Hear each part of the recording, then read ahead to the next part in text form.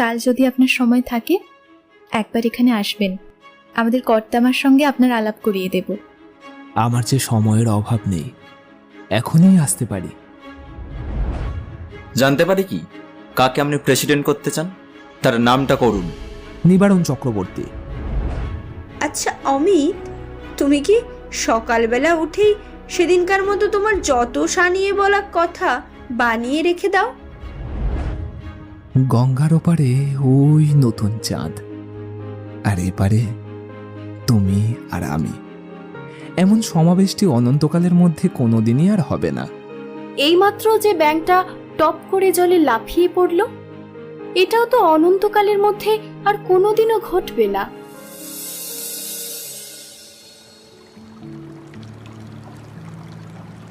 শ্রাবণের বৃষ্টির ধারার সাথে স্মৃতির ধারাতেও বারে বারে ভেসে ওঠে রবি ঠাকুরের কথা। তাই এই শ্রাবণে রবির কথা নিয়ে ফিরছে স্টোরি ম্যানিয়া ক্লাব। কথা তো হতেই থাকবে, আর তার সাথে গল্প। ছন্দে গানে গল্পে ভরে থাক সবার মন প্রাণ। তাই এবার এক প্রেমের কাহিনী নিয়ে আমি অভিজিৎ আর আমার সাথে আপনারাও শুনবেন রবি ঠাকুরের কালজয়ী ত্রিকোণ প্রেমের উপন্যাস শেষের কবিতা। তবে চলুন আর দেরি না করে তাড়াতাড়ি শুনে ফেলি আজকের গল্প।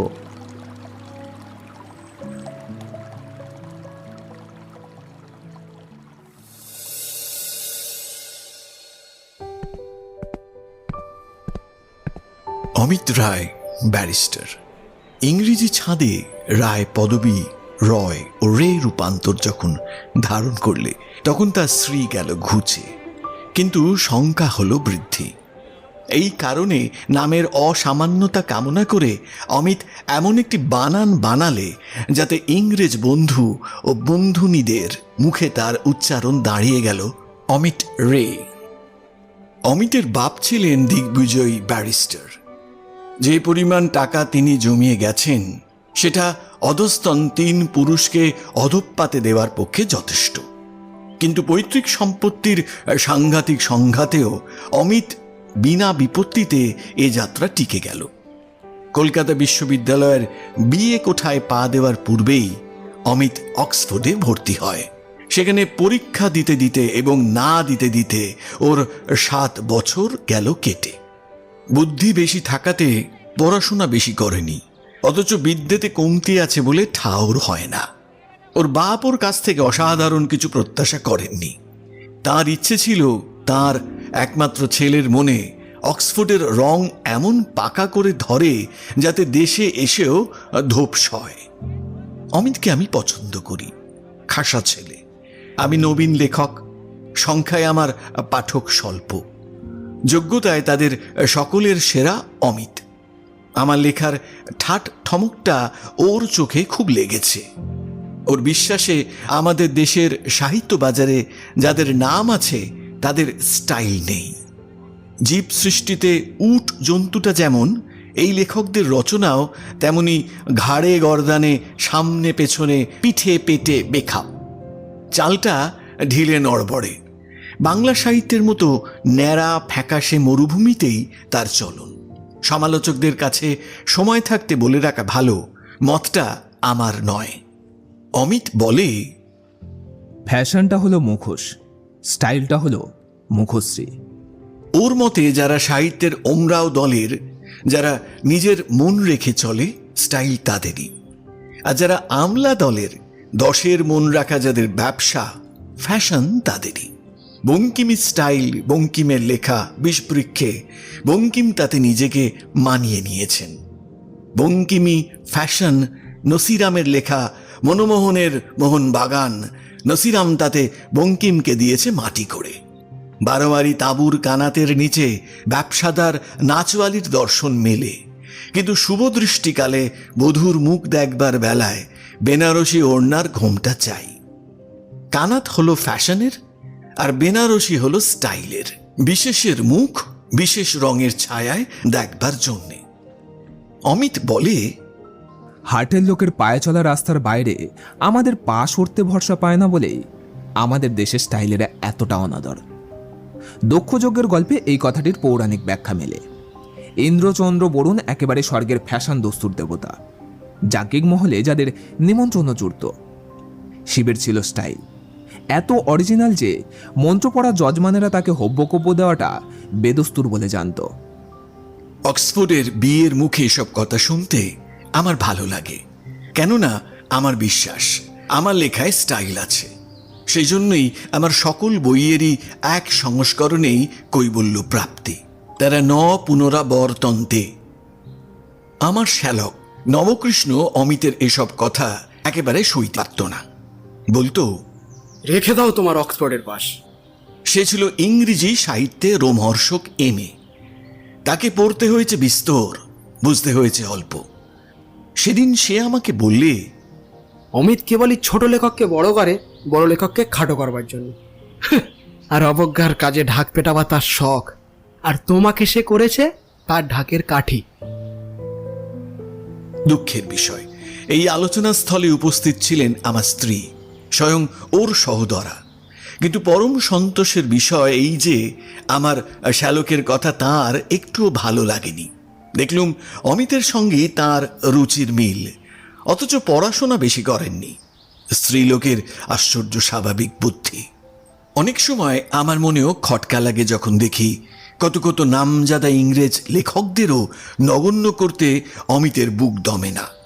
তারা হলো ওই যাদের বলা যেতে পারে বহু বাজারে চলতি লেখক, বড় বাজারের ছাপ মারা, প্রশংসা করবার জন্য যাদের লেখা পড়ে দেখবার দরকারই হয় না। চোখ বুঝে গুণগান করলেই পাস মার্ক পাওয়া যায়। অমিতের পক্ষেও এদের লেখা পড়ে দেখা অনাবশ্যক। চোখ বুঝে নিন্দে করতে ওর বাঁধে না। আসলে যারা নামজাদা তারা ওর কাছে বড় বেশি সরকারি, বর্ধমানের ওয়েটিং রুমের মতো, আর যাদের কেউ নিজে আবিষ্কার করেছে তাদের ওপর ওর খাস দখল, যেন স্পেশাল ট্রেনের সেলুন কামরা। অমিতের নেশাই হলো স্টাইলে, কেবল সাহিত্য বাছাই কাজে নয়, বেশে ভূষায় ব্যবহারে। ওর চেহারাতেই একটা বিশেষ ছাঁদ আছে। 5 জনের মধ্যে ও যেন কোনো একজন মাত্র নয়, ও হলো একেবারে পঞ্চম, অন্যকে বাদ দিয়ে চোখে পড়ে। দাড়িগোফ কামানো, চাচা মাজা চিকন শ্যামবর্ণ পরিপুষ্ট মুখ, সুফুর্তি ভরা ভাবটা, চোখ চঞ্চল, হাসি চঞ্চল, নড়াচড়া চলাফেরা চঞ্চল, কথার জবাব দিতে একটুও দেরি হয় না। মনটা এমন এক রকমের চকমকি যে ঠুন করে একটু ঠুকলেই স্ফুলিঙ্গ ছিটকে পড়ে। দেশি কাপড় প্রায়ই পরে, কেননা ওর দলের লোক সেটা পরে না। ধুতি সাদা থানের যত্নে কোঁচানো, কেননা ওর বয়সে এরকম ধুতি চলতি নয়। পাঞ্জাবি পরে, তার বাঁ কাঁধ থেকে বোতাম ডান দিকের কোমর অবধি, আস্তিনের সামনের দিকটা কনুই পর্যন্ত দুভাগ করা। কোমরের ধুতিটাকে ঘিরে একটা জরি দেওয়া চওড়া খয়েরি রঙের ফিতে, তারই বাঁ দিকে ঝুলছে বৃন্দাবনী ছিটের এক ছোট থলি, তার মধ্যে ওর ট্যাগ ঘড়ি। পায়ে সাদা চামড়ার ওপর লাল চামড়ার কাজ করা কটকি জুতো। বাইরে যখন যায় একটা পাট করা পাড়ওয়ালা মাদ্রাজি চাদর বাঁ কাঁধ থেকে হাঁটু অবধি ঝুলতে থাকে। বন্ধু মহলে যখন নিমন্ত্রণ থাকে, মাথায় চড়ায় এক মুসলমানি লখনৌ টুপি, সাদার ওপর সাদা কাজ করা। একে ঠিক সাজ বলবো না, এ হচ্ছে ওর এক রকমের উচ্চ হাসি। ওর বিলিতি সাজের মর্ম আমি বুঝিনি। যারা বোঝে তারা বলে কিছু আলুথালু গোছের বটে, কিন্তু ইংরেজিতে যাকে বলে ডিস্টিংগুইশড। নিজেকে অপরূপ করবার শখর নেই, কিন্তু ফ্যাশনকে বিদ্রুপ করবার কৌতুকর অপর্যাপ্ত। কোনো মতে বয়স মিলিয়ে যারা কুষ্টির প্রমাণে যুবক, তাদের দর্শন মেলে পথে ঘাটে। অমিতের দুর্লভ যুবকত্ব নির্জলা যৌবনের জোরেই একেবারে বেহিসেবি, উড়নচণ্ডী, বান ডেকে ছুটে চলেছে বাইরের দিকে, সমস্ত নিয়ে চলেছে ভাসিয়ে, হাতে কিছুই রাখে না। এদিকে ওর 2 বোন, যাদের ডাকনাম সিসি এবং লিসি, যেন নতুন বাজারে অত্যন্ত হালের আমদানি, ফ্যাশনের পসরায় আপাদমস্তক যত্নে মোড়ক করা 1 নম্বরের প্যাকেট বিশেষ। উঁচু খুরওয়ালা জুতো, লেসওয়ালা বুক কাটা জ্যাকেটের ফাঁকে প্রবালে অ্যাম্বারে মেশানো মালা, শাড়িটা গায়ে তির্যক ভঙ্গিতে আট করে ল্যাপটানো। এরা খুটখুট করে দ্রুত লয়ে চলে, উচ্চ স্বরে বলে, স্তরে স্তরে তোলে সূক্ষ্মাগ্র হাসি। মুখ ঈষৎ বেঁকিয়ে স্মিত হাস্যে উঁচু কটাক্ষে চায়, জানে কাকে বলে ভাবগর্ভ চাউনি।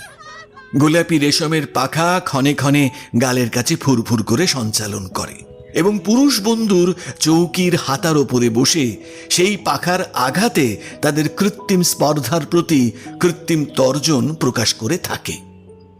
আপন দলের মেয়েদের সঙ্গে অমিতের ব্যবহার দেখে তার দলের পুরুষদের মনে ঈর্ষার উদয় হয়। নির্বিশেষভাবে মেয়েদের প্রতি অমিতের ঔদাসীন্য নেই, বিশেষভাবে কারোর প্রতি আসক্তিও দেখা যায় না, অথচ সাধারণভাবে কোনোখানে মধুর রসেরও অভাব ঘটে না। এক কথায় বলতে গেলে মেয়েদের সম্বন্ধে ওর আগ্রহ নেই, উৎসাহ আছে। অমিত পার্টিতেও যায়, তাসও খেলে, ইচ্ছে করেই বাজিতে হারে। যে রমণীর গলা বেসুরো তাকে দ্বিতীয়বার গাইতে পিড়াপিড়ি করে।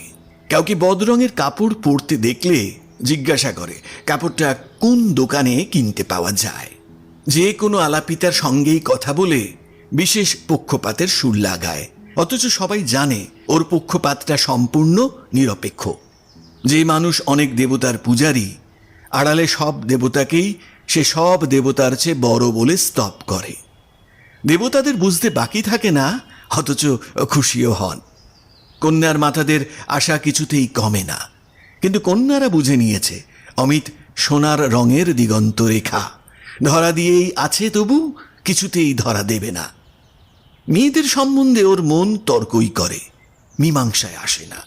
সেই জন্যই গম্যবিহীন আলাপের পথে ওর এত দুঃসাহস। তাই অতি সহজেই সকলের সঙ্গেও ভাবও করতে পারে। নিকটে দাহ্য বস্তু থাকলেও ওর তরফে আগ্নেয়তা নিরাপদে সুরক্ষিত। সেদিন পিকনিকে গঙ্গার ধারে যখন ওপারের ঘনকালো পুঞ্জীভূত স্তব্ধতার উপরে চাঁদ উঠল, ওর পাশে ছিল লিলি গাঙ্গুলি।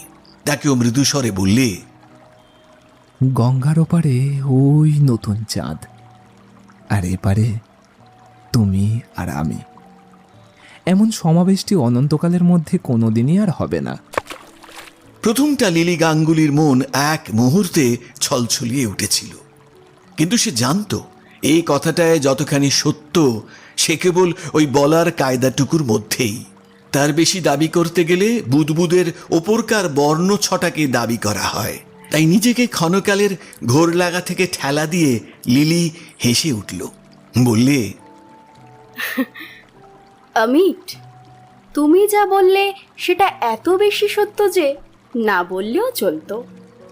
এইমাত্র যে ব্যাঙটা টপ করে জলে লাফিয়ে পড়ল, এটাও তো অনন্তকালের মধ্যে আর কোনোদিনও ঘটবে না।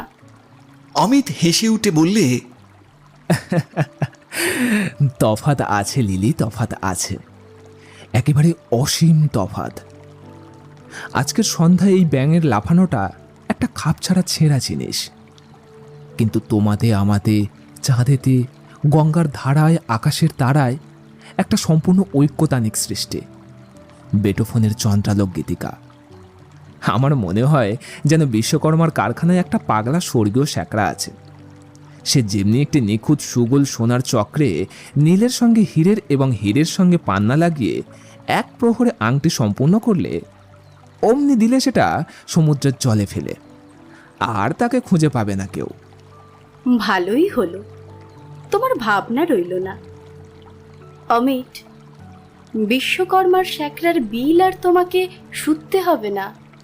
কিন্তু লিলি, কোটি কোটি বছর পর যদি দৈবাত তোমাতে আমাতে মঙ্গল গ্রহের লাল অরণ্যের ছায়ায় তার কোনো এক হাজার ক্রোশি খালের ধারে মুখোমুখি দেখা হয়, আর যদি শকুন্তলার সেই জেলেটা বল মাছের পেট চিরে আজকের এই অপরূপ সোনার মুহূর্তটিকে আমাদের সামনে এনে ধরে, চমকে উঠে মুখ চাচাই করব। তারপর কি হবে ভেবে দেখো। লিলি অমিতকে পাখার বাড়ি তাড়না করে বললে, তারপর তারপর সোনার মুহূর্তটি অন্য মনে খসে পড়বে সমুদ্রের জলে, আর তাকে পাওয়া যাবে না। পাগলা শ্যাকরার গড়া এমন তোমার কত মুহূর্ত খসে পড়ে গেছে, ভুলে গেছো বলে তার হিসেব নেই। এই বলে লিলি তাড়াতাড়ি উঠে তার সখীদের সঙ্গে গিয়ে যোগ দিলে। অনেক ঘটনার মধ্যে এই একটা ঘটনার নমুনা দেওয়া গেল। অমিতের বোন সিসি লিসিরা ওকে বলে, অমিত, তুমি বিয়ে করো না কেন? বিয়ে ব্যাপারটাই সকলের চেয়ে জরুরি হচ্ছে পাত্রী, তার নিচেই পাত্র। অবাক করলে, মেয়ে এত আছে। মেয়ে বিয়ে করতো সেই পুরাকালে, লক্ষণ মিলিয়ে। আমি পাত্রী চাই আপন পরিচয়ে যার পরিচয়, জগতে যে হবে অদ্বিতীয়। তোমার ঘরে এলেই তুমি হবে প্রথম আর সে হবে দ্বিতীয়, তোমার পরিচয়ই হবে তার পরিচয়। আমি মনে মনে যে মেয়ের ব্যর্থ প্রত্যাশায় ঘটকালি করি, সে গড় ঠিকানার মেয়ে, প্রায়ই সে ঘর পর্যন্ত এসে পৌঁছয় না। সে আকাশ থেকে পড়ন্ত তারা, হৃদয়ের বায়ুমণ্ডল ছুঁতে না ছুঁতেই যে জ্বলে ওঠে, বাতাসে যায় মিলিয়ে, বাস্তুঘরের মাটি পর্যন্ত আশা ঘটেই ওঠে না। অর্থাৎ সে তোমার বোনেদের মতো একটুও না। অর্থাৎ সে ঘরে এসে কেবল ঘরের লোকেরই সংখ্যা বৃদ্ধি করে না। আচ্ছা ভাই শিশি, বিমি বোস তো অমির জন্য পথ চেয়ে তাকিয়ে আছে, ইশারা করলেই ছুটে এসে পড়বে। তাকে ওর পছন্দ নয় কেন? বলে তার কালচার নেই। কেন ভাই, সে তো এমএতে বোটানিতে ফার্স্ট, বিদ্যাকেই তো বলে কালচার। কোমল হীরের পাথরটাকেই বলে বিদ্যে, আর ওর থেকে যে আলো ঠিকরে পড়ে তাকেই বলে কালচার। পাথরের ভার আছে, আলোর আছে দীপ্তি। লিসি রেগে উঠে বলে, ইস, বিমি বোসের আদর নেই ওর কাছে। উনি নিজেই নাকি তার যোগ্য। অমি যদি বিমি বোসকে বিয়ে করতে পাগল হয়েও ওঠে, আমি তাকে সাবধান করে দেব, সে যেন ওর দিকে ফিরেও না তাকায়। পাগল না হলে বিমি বোসকে বিয়ে করতে চাইবই বা কেন? সে সময় আমার বিয়ের কথা না ভেবে বরং উপযুক্ত চিকিৎসার কথাই ভেব। আত্মীয় স্বজন অমিতের বিয়ের আশা ছেড়েই দিয়েছে। তারা ঠিক করেছে বিয়ের দায়িত্ব নেওয়ার যোগ্যতা ওর নেই, তাই ও কেবল অসম্ভবের স্বপ্ন দেখে আর উল্টো কথা বলে মানুষকে চমক লাগিয়ে বেড়ায়। ওর মনটা আলে আর আলো, মাঠে বাঁটে ধাঁধা লাগাতেই আছে, ঘরের মধ্যে তাকে ধরে আনবার জো নেই। ইতিমধ্যে অমিত যেখানে সেখানে হো হো করে বেড়াচ্ছে, ফিরপুর দোকানে যাকে তাকে চা খাওয়াচ্ছে, যখন তখন মোটরে চড়িয়ে বন্ধুদের অনাবশ্যক ঘুরিয়ে নিয়ে আসছে, এখান ওখান থেকে যা তা কিনছে, আর একে ওকে বিলিয়ে দিচ্ছে। ইংরেজি বই সদ্য কিনে এ বাড়িতে ও বাড়িতে ফেলে আসছে, আর ফিরিয়ে আনছে না। ওর বোনেরা ওর যে অভ্যেসটা নিয়ে ভারী বিরক্ত, সে হচ্ছে ওর উল্টো কথা বলা। সজ্জন সভায় যা কিছু সর্বজনের অনুমোদিত, ও তার বিপরীত কিছু একটা বলে বসবেই। একদা কোন এক রাষ্ট্রতাত্ত্বিক ডেমোক্রেসির গুণ বর্ণনা করছিল, ও বলে উঠল, বিষ্ণু যখন সতীর মৃতদেহ খণ্ড খণ্ড করলেন, তখন দেশ জুড়ে যেখানে সেখানে 100-র অধিক পীঠস্থান তৈরি হয়ে গেল। ডেমোক্রেসি আজ যেখানে সেখানে যতটুকু অ্যারিস্টোক্রেসির পুজো বসিয়েছে, খুদে খুদে অ্যারিস্টোক্রেটে পৃথিবী ছেয়ে গেল। কেউ পলিটিক্সে, কেউ সাহিত্যে, কেউ সমাজে।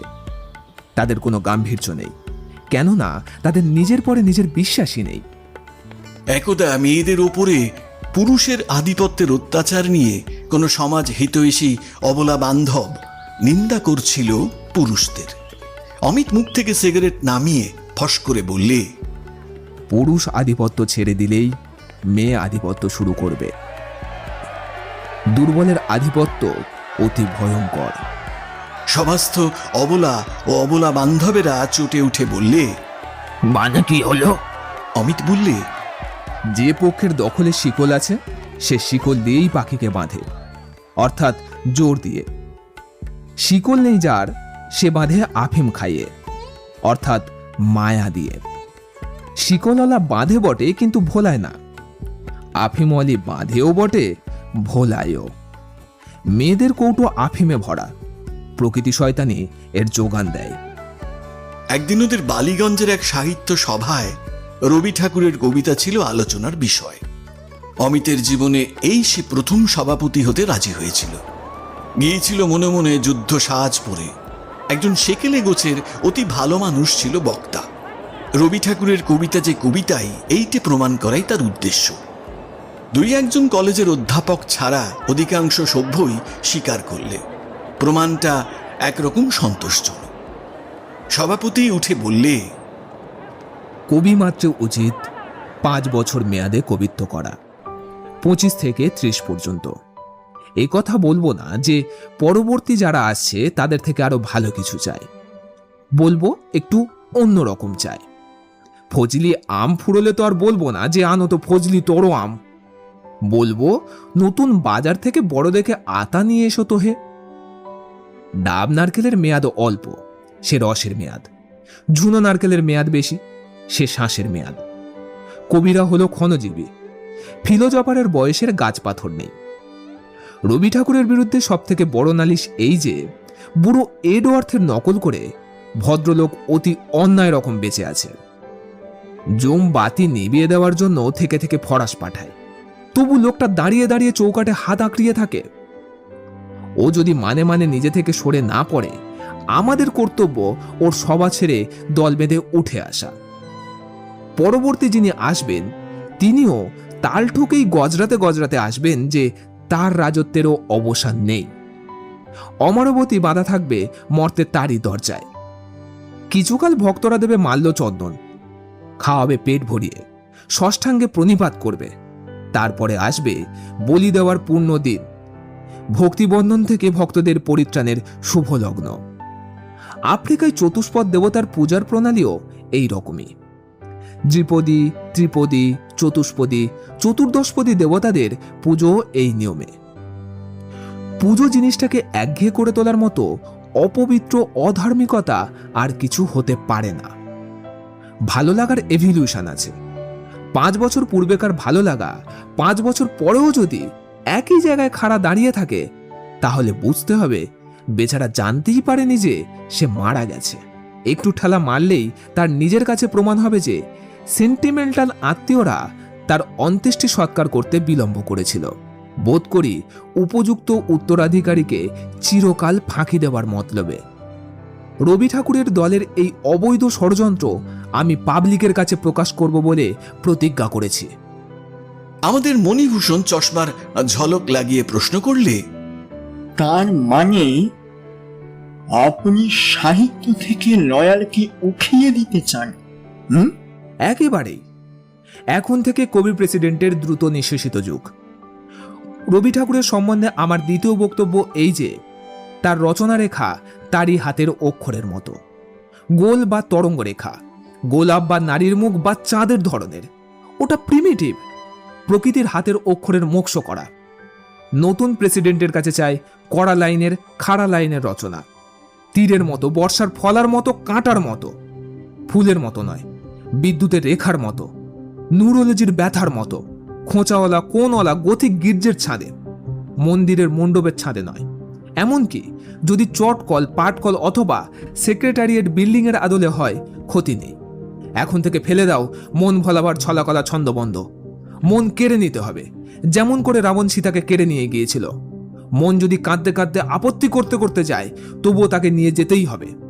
অতি বৃদ্ধ জটায়ু বারণ করতে আসবে, তাই করতে গিয়ে তার হবে মরণ। তারপর কিছুদিন যেতেই কিষ্কিন্ধা জেগে উঠবে। কোন হনুমান হঠাৎ লাফিয়ে পড়ে লঙ্কায় আগুন লাগিয়ে মনটাকে পূর্বস্থানে ফিরিয়ে আনার ব্যবস্থা করবে। তখন আবার হবে টেনিসনের সঙ্গে পুনর্মিলন। বায়রনের গলা জড়িয়ে করব অশ্রু বর্ষণ। ডিকেন্সকে বলবো, মাফ করো, মোহ থেকে আরোগ্য লাভের জন্য তোমাকে গাল দিয়েছি। মোগল বাদশাদের কাল থেকে আজ পর্যন্ত দেশের যত মুগ্ধ মিস্ত্রি মিলে যেখানে সেখানে ভারত জুড়ে কেবলই গম্বুজলা পাথরের বুদবুদ বানিয়ে চলত, তাহলে ভদ্রলোক মাত্রই যেদিন 20 বছর বয়স পেরোত, সেই দিনই বানপ্রস্থ নিতে দেরি করত না। তাজমহলকে ভালো লাগাবার জন্যই তাজমহলের নেশা ছুটিয়ে দেওয়া দরকার। এইখানে বলে রাখা দরকার, কথার তোর সামলাতে না পেরে সবার রিপোর্টারের মাথা ঘুরে গিয়েছিল। সে যা রিপোর্ট লিখেছিল সেটা অমিতের বক্তৃতার চেয়েও অবদ্ধ হয়ে উঠেছিল। তারই থেকে যে কটা টুকরো উদ্ধার করতে পারলুম, তাই আমরা ওপরে সাজিয়ে দিয়েছি। তাজমহলের পুনরাবৃত্তির প্রসঙ্গে রবি ঠাকুরের ভক্ত আরক্ত মুখে বলে উঠল, ভালো জিনিস যত ভালো হয় ততই ভালো, বুঝেছ? হ্যাঁ, ঠিক তার উল্টো। বিধাতার রাজ্যে ভালো জিনিস অল্প হয় বলেই তা ভালো, নইলে সে নিজের ভেড়ের ঠেলায় হয়ে যেত মাঝারি। যেসব কবি 60-70 পর্যন্ত বাঁচতে একটুও লজ্জা করে না, তারা নিজেদেরকে শাস্তি দেয় নিজেদেরকে সস্তা করে দিয়ে। শেষকালটায় অনুকরণের দল চারিদিকে বুহ বেঁধে তাদেরকে মুখ ভ্যাংচাতে থাকে। তাদের লেখার চরিত্র বিগড়ে যায়।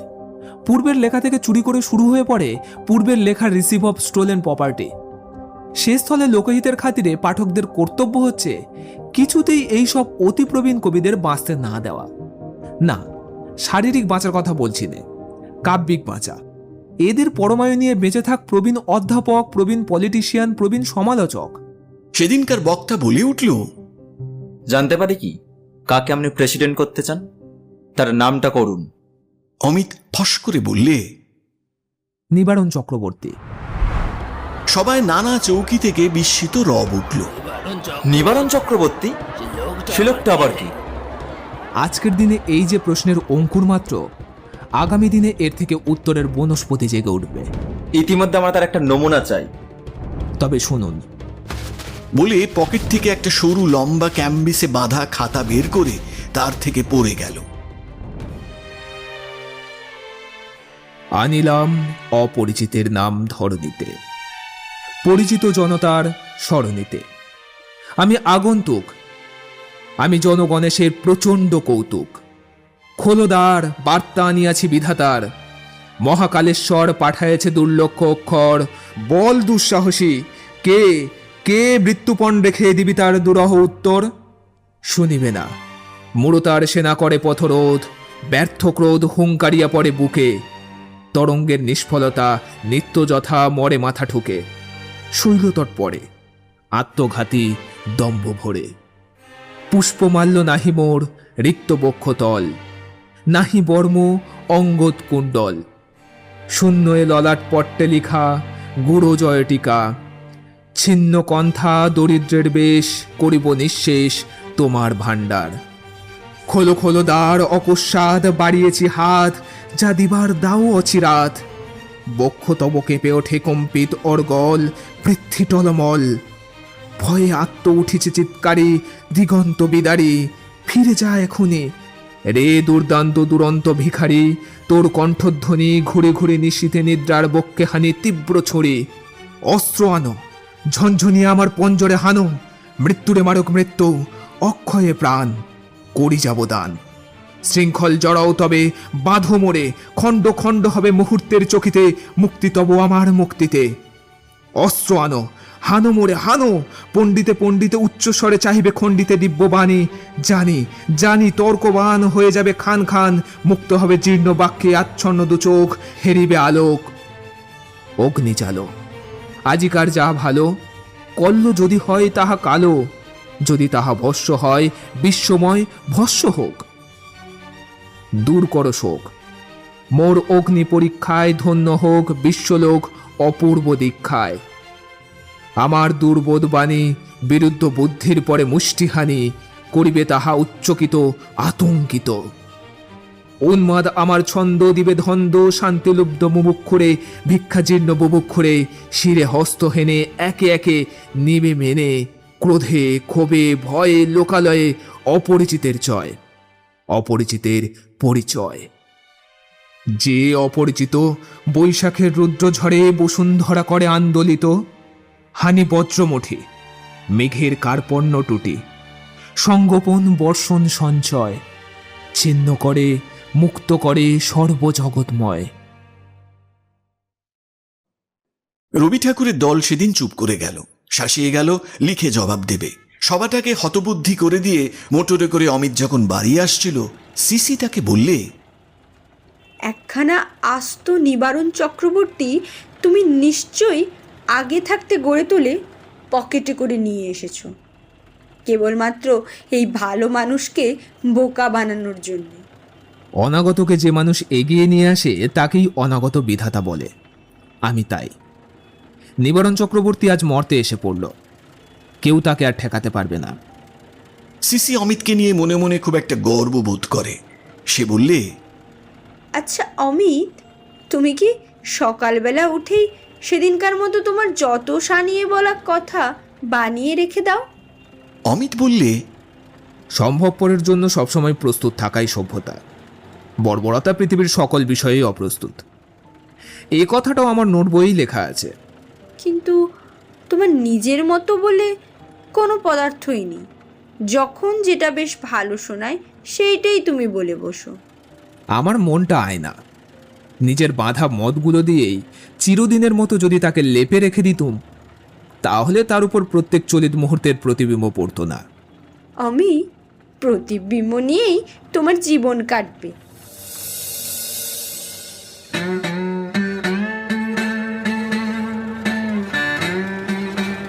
অমিত বেছে বেছে শিলং পাহাড়ে গেল। তার কারণ সেখানেও দলের লোক কেউ যায় না। আরও একটা কারণ, ওখানে কন্যাদায়ের বন্যা তেমন প্রবল নয়। অমিতের হৃদয়টার ওপরে যে দেবতা সর্বদা সরসন্ধান করে ফেরেন, তার আনাগোনা ফ্যাশনেবল পাড়ায়। দেশের পাহাড় পর্বতে যত বিলাসী বসতি আছে, তার মধ্যে শিলংয়ে এদের মহলে তার টার্গেট প্র্যাকটিসের জায়গা সবচেয়ে সংকীর্ণ। বনিরা মাথা ঝাঁকানি দিয়ে বললে, যেতে হয় একলা যাও, আমরা যাচ্ছি না। বাঁ হাতে হালকায়দার বেঁটে ছাতা, ডান হাতে টেনিস ব্যাট, গায়ে নকল পারসিক শালের ক্লোক পরে বোনেরা গেল চলে দার্জিলিংয়ে। বিমি বোস আগেভাগেই সেখানে গিয়েছে। যখন ভাইকে বাদ দিয়ে বোনদের সমাগম হলো, তখন সে চারদিক চেয়ে আবিষ্কার করলে দার্জিলিংয়ে জনতা আছে, মানুষ নেই। অমিত সবাইকে বলে গিয়েছিল সে শিলংয়ে যাচ্ছে নির্জনতা ভোগের জন্য। দুদিন না যেতেই বুঝলে জনতা না থাকলে নির্জনতার স্বাদ মরে যায়। ক্যামেরা হাতে দৃশ্য দেখে বেড়াবার শখ অমিতেরও নেই। সেই বলে, আমি টুরিস্ট না, মন দিয়ে চেখে খাবার ধাত আমার, চোখ দিয়ে গিলে খাবার ধাত একেবারেই নয়। কিছুদিন ওর কাটলো পাহাড়ের ঢালুতে দেওদার গাছের ছায়ায় বই পড়ে পড়ে। গল্পের বই ছুলে না, কেননা ছুটিতে গল্পের বই পড়া সাধারণের দস্তুর। ও পড়তে লাগলো সুনীতি চাটুর্যের বাংলা ভাষার শব্দতত্ত্ব। লেখকের সঙ্গে মনান্তর ঘটবে এই একান্ত আশা মনে নিয়ে। এখানকার পাহাড় পর্বত অরণ্য ওর শব্দতত্ত্ব এবং আলস্য জড়তার ফাঁকে ফাঁকে হঠাৎ সুন্দর ঠেকে, কিন্তু সেটা মনের মধ্যে পুরোপুরি ঘনিয়ে ওঠে না, যেন কোনো রাগিনীর একঘেয়ে আলাপের মতো। ধুঁ নেই, তাল নেই, সম নেই, অর্থাৎ ওর মধ্যে বিস্তর আছে কিন্তু এক নেই। তাই এলানো জিনিস ছড়িয়ে পড়ে, জমা হয় না। অমিতের আপন নিখিলের মাঝখানে একের অভাবে ও যে কেবলই চঞ্চলভাবে বিক্ষিপ্ত হয়ে পড়ছে, সে দুঃখ এখানেও যেমন শহরেও তেমনই। কিন্তু শহরে সেই চাঞ্চল্যটাকে সে নানা প্রকারে ক্ষয় করে ফেলে। এখানে চাঞ্চল্যটাই স্থির হয়ে জমে জমে ওঠে। ঝর্ণা বাঁধা পেয়ে যেমন সরোবর হয়ে দাঁড়ায়। তাই ও যখন ভাবছে পালাই পাহাড় বেয়ে নেমে গিয়ে পায়ে হেঁটে সিলেট শিলচরের ভেতর দিয়ে যেখানে খুশি, এমন সময় আষাঢ় এলো পাহাড়ে পাহাড়ে বনে বনে তার সজল ঘনচ্ছায়ার চাদর লুটিয়ে। খবর পাওয়া গেল চেরাপুঞ্জির গিরিশৃঙ্গ নববর্ষার মেঘদলের পুঞ্জিত আক্রমণ আপন বুক দিয়ে ঠেকিয়েছে। এইবার ঘন বর্ষণে গিরি নির্ঝরিণীগুলোকে খেপিয়ে কুলছাড়া করবে। স্থির করলে এই সময়টাতে কিছুদিনের জন্যে চেরাপুঞ্জির ডাকবাংলোয় এমন মেঘধূত জমিয়ে তুলবে, যার অলক্ষয় অলকার নায়িকা অসুরেরই বিদ্যুতের মতো চিত্ত আকাশে ক্ষণে ক্ষণে চমক দেয়। নাম লেখে না, ঠিকানা রেখে যায় না। সেদিন সে পড়ল হাইল্যান্ডারি মোটা কম্বলের মোজা, পুরু শুকতলাওয়ালা মজবুত চামড়ার জুতো, খাকি নরফক কোর্তা, হাঁটু পর্যন্ত ঋষ্য অধব্যাস, মাথায় শোলা টুপি। অবনী ঠাকুরের আঁকা যক্ষের মতো দেখতে হলো না। মনে হতে পারত রাস্তা তদারক করতে বেরিয়েছে ডিস্ট্রিক্ট ইঞ্জিনিয়ার, কিন্তু পকেটে ছিল গোটা 5-7 পাতলা এডিশনের নানা ভাষার কাব্যের বই। আঁকা বাঁকা সরু রাস্তা, ডান দিকে জঙ্গলে ঢাকা খাদ। এ রাস্তার শেষ লক্ষ্য অমিতের বাসা। সেখানে যাত্রী সম্ভাবনা নেই, তাই সে আওয়াজ না করে অসতর্কভাবে গাড়ি হাঁকিয়ে চলেছে। ঠিক সেই সময়টা ভাবছিল আধুনিককালে দূরবর্তিনী প্রেয়সীর জন্যে মোটর দুধটাই প্রশস্ত। তার মধ্যে ধূমজ্যোতি সলিল মরুতাং সন্নিপাত বেশ ঠিক পরিমাণেই আছে, আর চালকের হাতে একখানি চিঠি দিলে কিছুই অস্পষ্ট থাকে না। ও ঠিক করে নিলে আগামী বৎসরে আষাঢ়ের প্রথম দিনেই মেঘদূত বর্ণিত রাস্তা দিয়েই মোটরে করে যাত্রা করবে। হয়তোবা অদৃষ্ট ওর পথ চেয়ে দেহলি দত্ত পুষ্পা যে পথিক বধূকে এতকাল বসিয়ে রেখেছে, সেই অবন্তিকা হোক বা মালবিকাই হোক বা হিমালয়ের কোনো দেবদারু বনচারিণী হোক, ওকে হয়তো কোনো একটা অভাবনীয় উপলক্ষে দেখা দিতেও পারে। এমন সময় হঠাৎ একটা বাঁকের মুখে এসেই দেখলে আর একটা গাড়ি ওপরে উঠে আসছে। পাশ কাটাবার জায়গা নেই, ব্রেক কষতে কষতে গিয়ে পড়ল তার ওপরে। পরস্পর আঘাত লাগলো, কিন্তু অপঘাত ঘটল না। অন্য গাড়িটা খানিকটা গড়িয়ে পাহাড়ের গায়ে আটকে থেমে গেল। একটি মেয়ে গাড়ি থেকে নেমে দাঁড়ালো। সদ্য মৃত্যু আশঙ্কার কালো পটখানা তার পেছনে, তারই ওপরে সে যেন ফুটে উঠল একটি বিদ্যুৎ রেখায় আঁকা সুস্পষ্ট ছবি।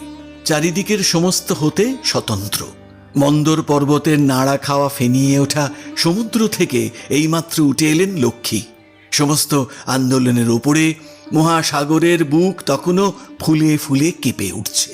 দুর্লভ অবসরে অমিত তাকে দেখলে। ড্রয়িং রুমে এই মেয়ে অন্য 5 জনের মাঝখানে পরিপূর্ণ আত্মস্বরূপে দেখা দিত না। পৃথিবীতে হয়তো দেখবার যোগ্য লোক পাওয়া যায়, তাকে দেখবার যোগ্য জায়গাটি পাওয়া যায় না।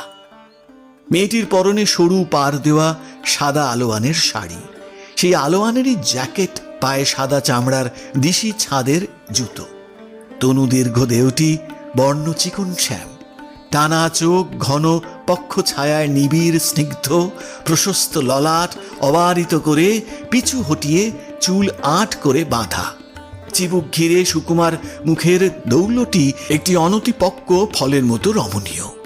জ্যাকেটের হাত কবজি পর্যন্ত, দুহাতে দুটি সরু প্লেন বালা, ব্রোচের বন্ধনহীন কাঁধের কাপড় মাথায় উঠেছে, কটকি কাজ করার উপর কাঁটা দিয়ে খোঁপার সঙ্গে বদ্ধ। অমিত গাড়িতে টুপিটা খুলে রেখে তার সামনে চুপ করে এসে দাঁড়ালো, যেন একটা পাওনা শাস্তির অপেক্ষায়। তাই দেখে মেয়েটির বুঝি দয়া হলো, একটু কৌতুকও বোধ করলে। অমিত মৃদুস্বরে বললে, অপরাধ করেছি। মেয়েটি হেসে বললে, অপরাধ নয়, ভুল। সেই ভুলের শুরু আমার থেকেই। উৎস জলের যে উচ্ছলতা ফুলে ওঠে, মেয়েটির কণ্ঠস্বর তারই মতো নিটোল, অল্প বয়সের বালকের গলার মতো মসৃণ এবং প্রশস্ত। সেদিন ঘরে ফিরে এসে অমিত অনেকক্ষণ ভেবেছিল, এর গলার সুরে যে একটি স্বাদ আছে, স্পর্শ আছে, তাকে বর্ণনা করা যায় কি করে? নোট বইখানা খুলে লিখলে, এ যেন অম্বুরে, তামাকের হালকা ধোঁয়া জলের ভেতর দিয়ে পাক খেয়ে আসছে। নিকোটিনের ঝাঁঝ নেই, আছে গোলাপ জলের স্নিগ্ধ গন্ধ। মেয়েটি নিজের তরুটি ব্যাখ্যা করে বললে, একজন বন্ধু আসার খবর পেয়ে খুঁজতে বেরিয়েছিলুম। এই রাস্তায় খানিকটা উঠতেই শোভার বলেছিল এ রাস্তা হতে পারে না। তখন আর কি, শেষ পর্যন্ত না গিয়ে ফেরবার উপায় ছিল না, তাই ওপরে চলেছিলুম। এমন সময় ওপরওয়ালার ধাক্কা খেতে হলো। অমিত বললে, ওপরওয়ালার ওপরেও ওপরওয়ালা আছে, একটা অতি কুশ্রী কুটিল গ্রহ, এ তারই কীর্তি। অপরপক্ষে ড্রাইভার জানালে, লোকসান বেশি হয়নি মেম সাহেব, তবে ওই একটু গাড়ি সারতে দেরি হবে। অমিত বললে, আমার অপরাধী গাড়িকে যদি ক্ষমা করেন, তবে আপনি যেখানে অনুমতি করবেন সেখানে পৌঁছে দিতে পারি। না না, দরকার হবে না, পাহাড়ে হেঁটে চলা আমার অভ্যেস। দরকার আমারই, মাপ করলেন তার প্রমাণ। মেয়েটি ঈষৎ দ্বিধায় নীরব রইল। অমিত বললে, আমার তরফে আরেকটু কথা আছে। গাড়ি হাঁকায়, বিশেষ একটা মহৎ কর্ম নয়। এ গাড়ি চালিয়ে পস্টারিটি পর্যন্ত পৌঁছবার পথ নেই, তবু আরম্ভেই একটিমাত্র পরিচয় পেয়েছেন, অথচ এমনই কপাল, সেটুকুর মধ্যেও গলদ। উপসংহারে এটুকু দেখাতে দিন যে জগতে অন্তত আপনার সোফারের চেয়ে আমি অযোগ্য নই। অপরিচিতের সঙ্গে প্রথম পরিচয়ের অজানা বিপদের আশঙ্কায় মেয়েরা সংকোচ সরাতে চায় না, কিন্তু বিপদের এক ধাক্কায় উপক্রমণিকার অনেকখানি বিস্তৃত বেড়া একদমে গেল ভেঙে। কোন দৈব নির্জন পাহাড়ের পথে হঠাৎ মাঝখানে দাঁড় করিয়ে দুজনের মনে দেখাদেখির গাঁঠ বেঁধে দিলে, সবুর করলে না, আকস্মিকের বিদ্যুৎ আলোতে এমন করে যা চোখে পড়ল, প্রায় মাঝে মাঝে এ যে রাত্রে জেগে উঠে অন্ধকারের পটে দেখা যাবে।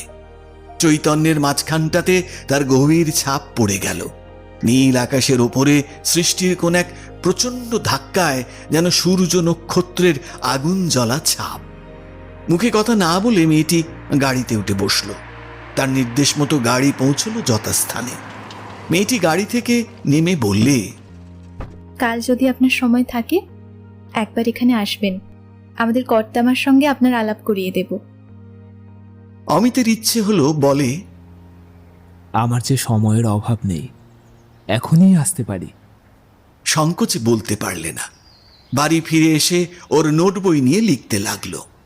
পথ, আজ হঠাৎ একই পাগলামি করলে। দুজনকে দু জায়গা থেকে ছেড়ে এনে আজ থেকে হয়তো এক রাস্তায় চালান করে দিলে। অ্যাস্ট্রোনমার ভুল বলেছে। অজানা আকাশ থেকে চাঁদ এসে পড়েছিল পৃথিবীর কক্ষপথে।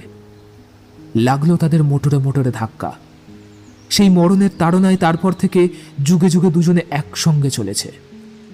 এর আলো ওর মুখে পড়ে, ওর আলো এর মুখে। চলার বাঁধন আর ছেড়ে না। মনের ভেতরটা বলছে আমাদের শুরু হলো যুগল চলন। আমরা চলার সূত্রে গাঁথব ক্ষণে ক্ষণে কুড়িয়ে পাওয়া উজ্জ্বল নিমেষগুলির মালা। বাঁধা মাইনের বাঁধা খড়কেতে ভাগ্যের দ্বারে পড়ে থাকবার জোর হইল না। আমাদের দেনা পাওনা সবই হবে হঠাৎ। বাইরে বৃষ্টি পড়ছে। কোথায় আছো নিবারণ চক্রবর্তী? এইবার ভর করো আমার পরে। বানি দাও, বানি দাও।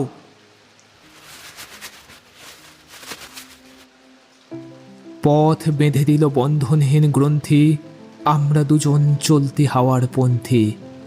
রঙিন নিমেষ ধুলার দুলাল, পরনে ছড়ায় আবির গুলাল। ওড়না ওড়ায় বর্ষার মেঘে দিগঙ্গনার নৃত্য। হঠাৎ আলোর ঝলকানি লেগে ঝলমল করে চিত্ত। নাই আমাদের কনক চাপার কুঞ্জ, বনবিথিকায় কীর্ণ বকুল পুঞ্জ। হঠাৎ কখন সন্ধ্যাবেলায় নামহারা ফুল গন্ধ এলায়। প্রভাত বেলায় হেলা ভরে করে অরুণ মেঘের তুচ্ছ।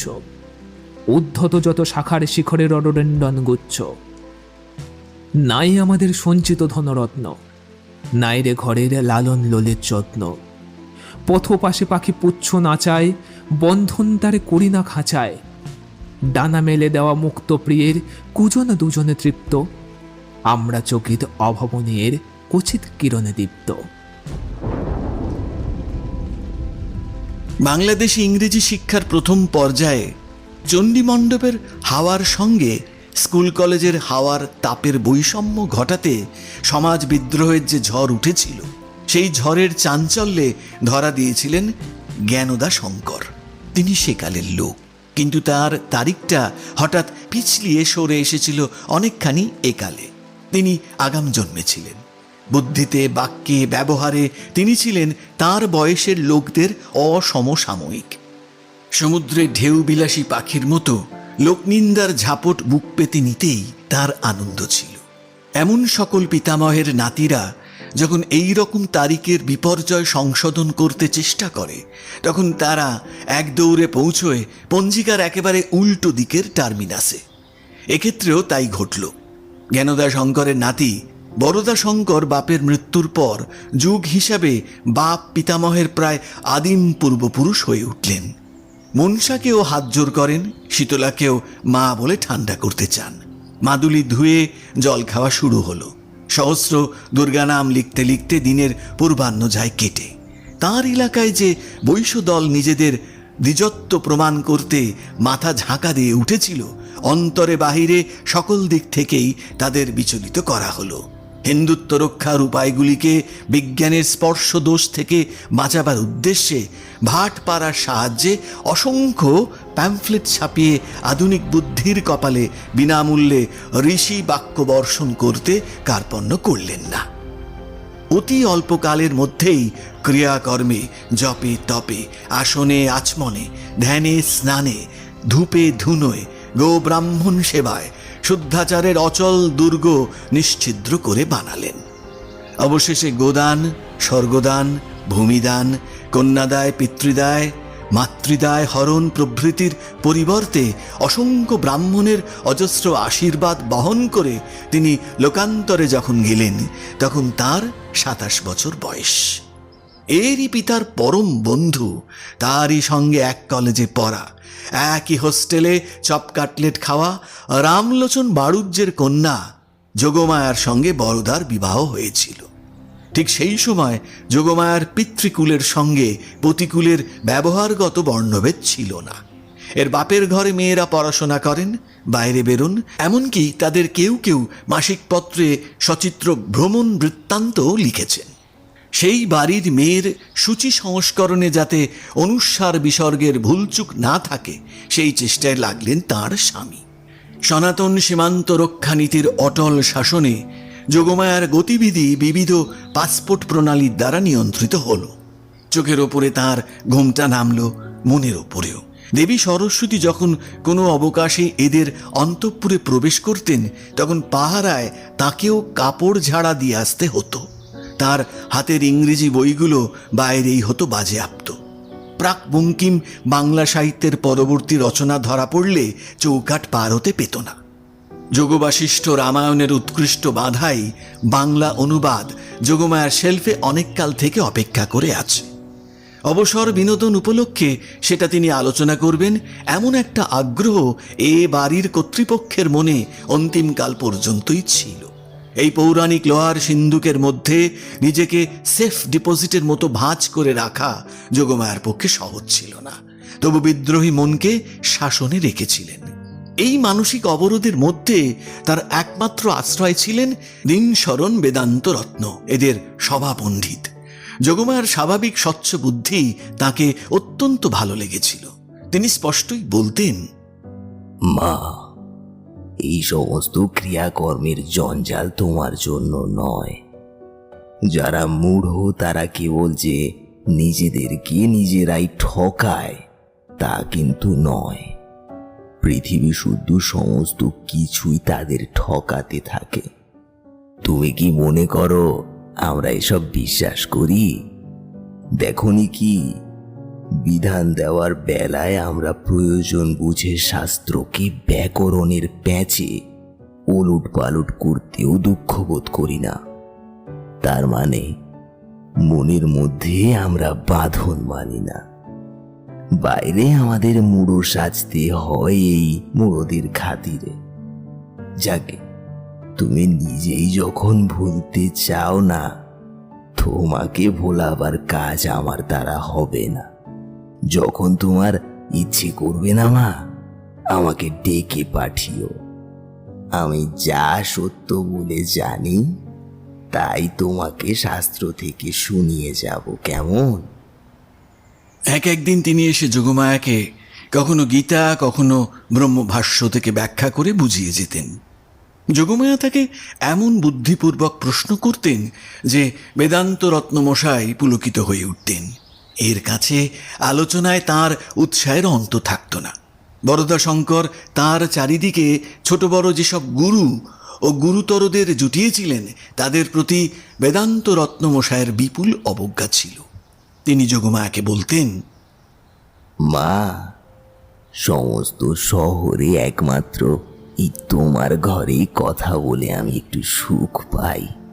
তুমি আমাকে আত্মধিক্কার থেকে বাঁচিয়েছ। এমনি করে কিছুকাল নিরবকাশ ব্রত উপবাসের মধ্যে পঞ্জিকার শিকলি বাঁধা দিনগুলো কোনো মতে কেটে গেল। জীবনটা আগাগোড়াই হয়ে উঠল আজকালকার খবরের কাগজি কিম্ভূত ভাষায় যাকে বলে বাধ্যতামূলক। স্বামীর মৃত্যুর পরেই তার ছেলে জ্যোতিশঙ্কর ও মেয়ে সুরমাকে নিয়ে বেরিয়ে পড়লেন। শীতের সময় থাকেন কলকাতায়, গরমের সময় কোনো একটা পাহাড়ে।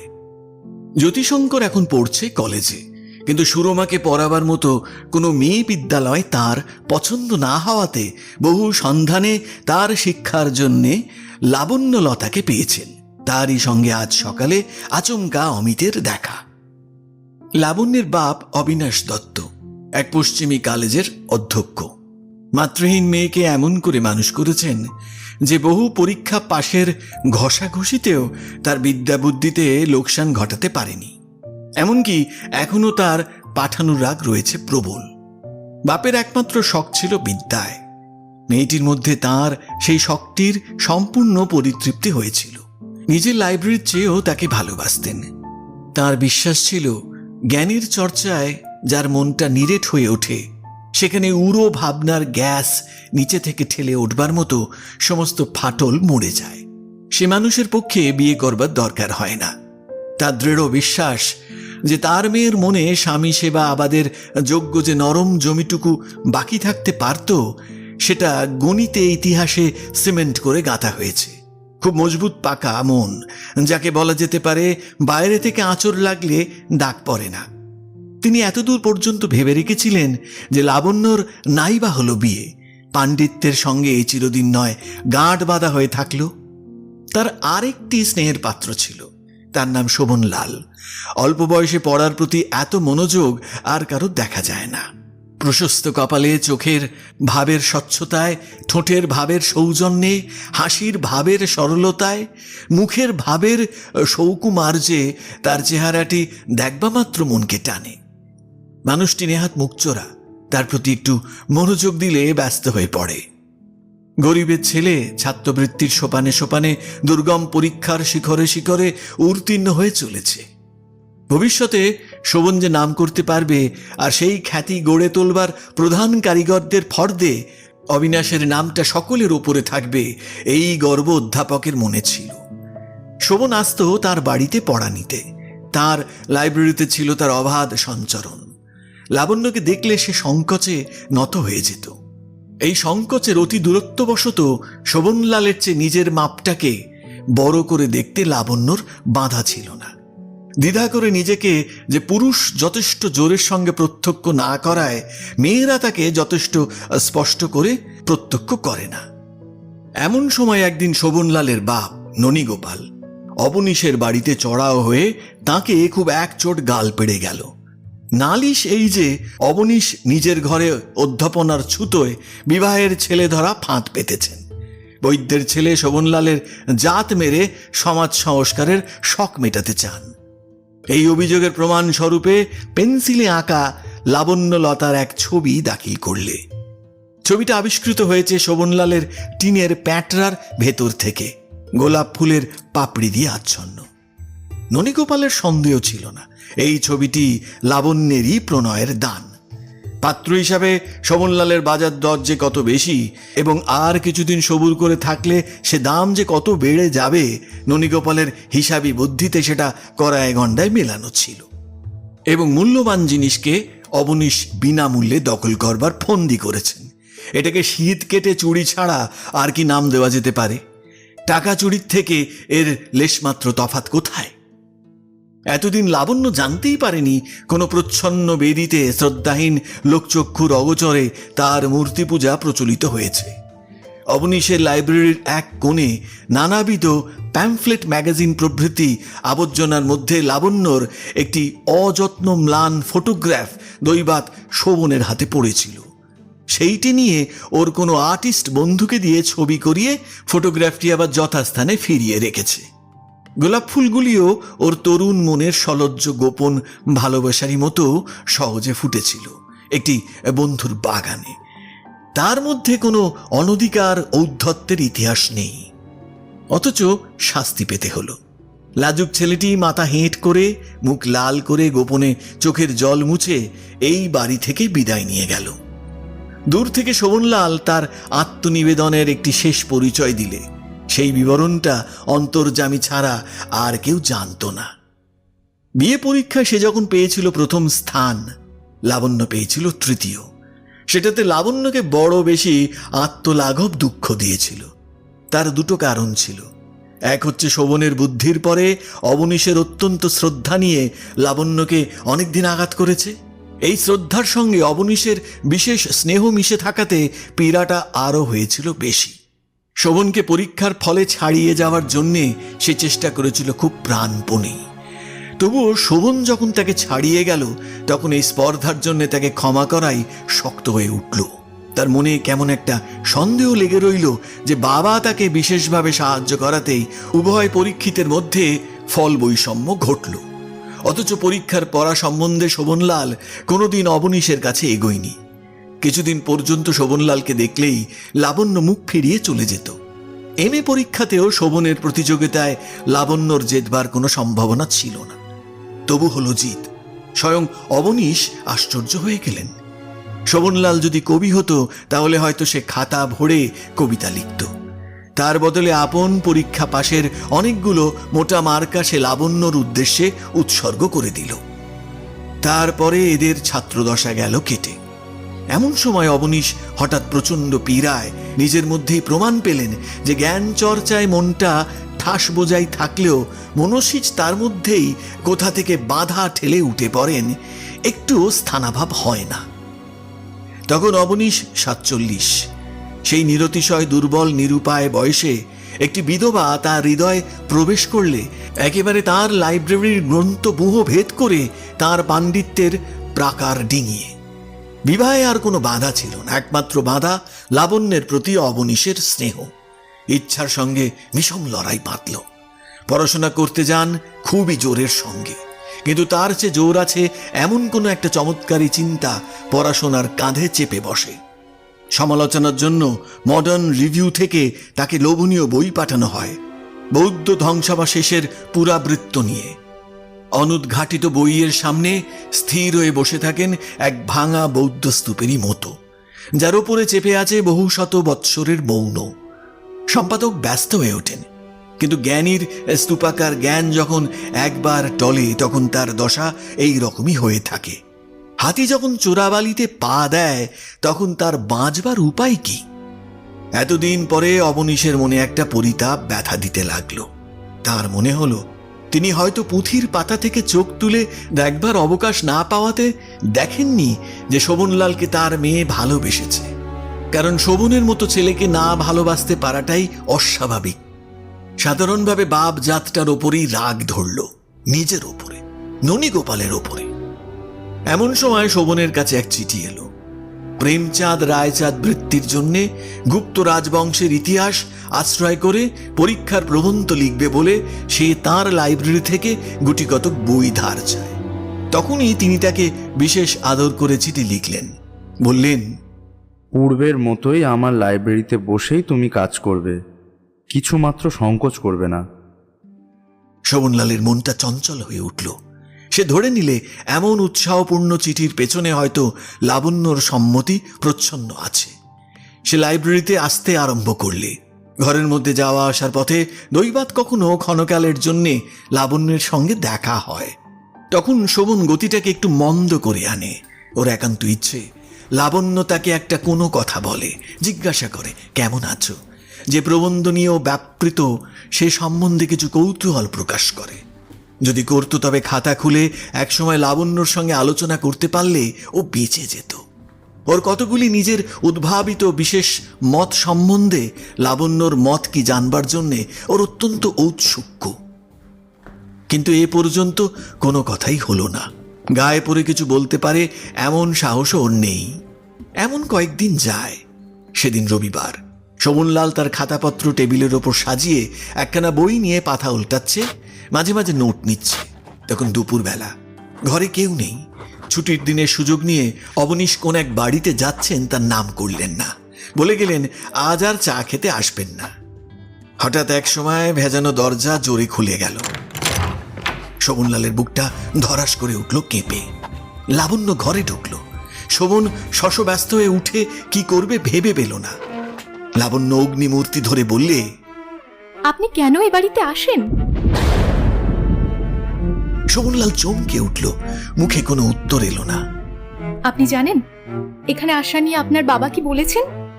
আমার অপমান ঘটাতে আপনার সংকোচ নেই? শোভনলাল চোখ নিচু করে বললে, আমাকে মাফ করবেন, আমি এখনই চলে যাচ্ছি।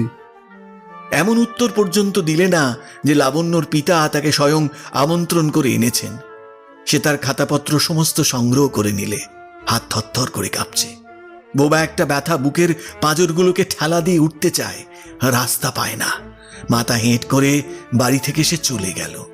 যাকে খুবই ভালোবাসা যেতে পারত, তাকে ভালোবাসার অবসর যদি কোনো একটা বাধায় ঠেকে ফসকে যায়, তখন সেটা না ভালোবাসায় দাঁড়ায় না, সেটা দাঁড়ায় একটা অন্ধ বিদ্বেষে, ভালোবাসারই উল্টো পিঠে। একদিন শোভনলালকে বরদান করবে বলেই বুঝি লাবণ্য নিজের অগোচরেই অপেক্ষা করে বসেছিল। শোভনলাল তেমন করে ডাক দিলে না। তারপরে যা কিছু হলো সবই গেল তার বিরুদ্ধে। সকলের চেয়ে বেশি আঘাত দিলে এই শেষকালটায়। লাবণ্য মনের ক্ষোভে বাপের প্রতি নিতান্ত অন্যায় অবিচার করলে। তার মনে হলো নিজে নিষ্কৃতি পাবেন ইচ্ছে করেই শোভনলালকে তিনি আবার নিজে থেকে ডেকে এনেছেন, ওদের দুজনের মিলন ঘটাবার কামনায়। তাই এমন দারুণ ক্রোধ হলো সেই নিরপরাধের ওপরে।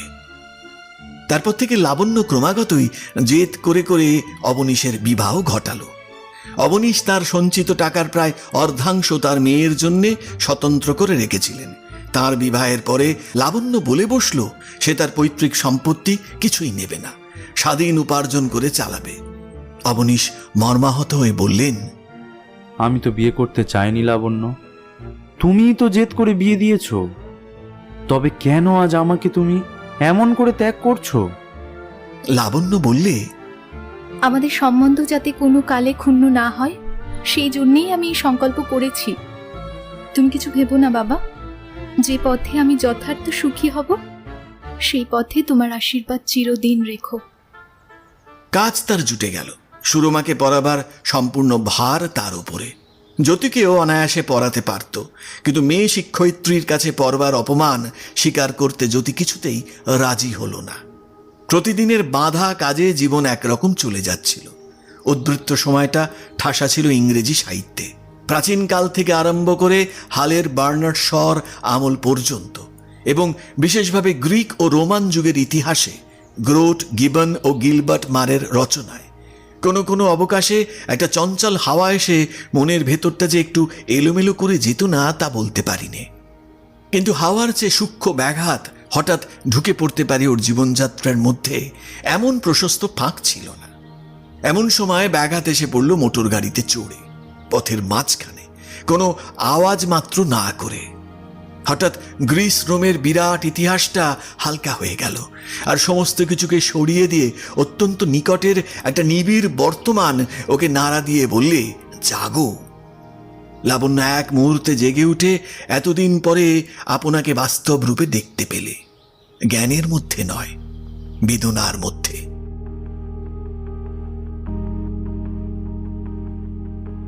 এতক্ষণ শুনছিলেন রবি ঠাকুরের কলমের শেষের কবিতার প্রথম পর্ব। গল্পের সাউন্ড ডিজাইনে এবং পোস্টার ডিজাইনে তুহিন। এছাড়াও বিভিন্ন চরিত্রে রাজ, রিভু, মিহির, অভিজিৎ, রকি, পারমিতা, স্নেহা, তুফান, তুহিন, অমৃতা, শুভ্র, আফসানা এবং পথিক। এখন এই পর্যন্তই। পরবর্তী পর্ব নিয়ে ফিরছি আগামী শুক্রবার ঠিক রাত 9টায়। ততক্ষণ শুনতে থাকুন, শোনাতে থাকুন আমার প্রিয়, আপনার প্রিয় স্টোরি ম্যানিয়া ক্লাব। সাথে সুস্থ থাকুন এবং ভীষণ ভীষণ ভালো থাকুন। ধন্যবাদ।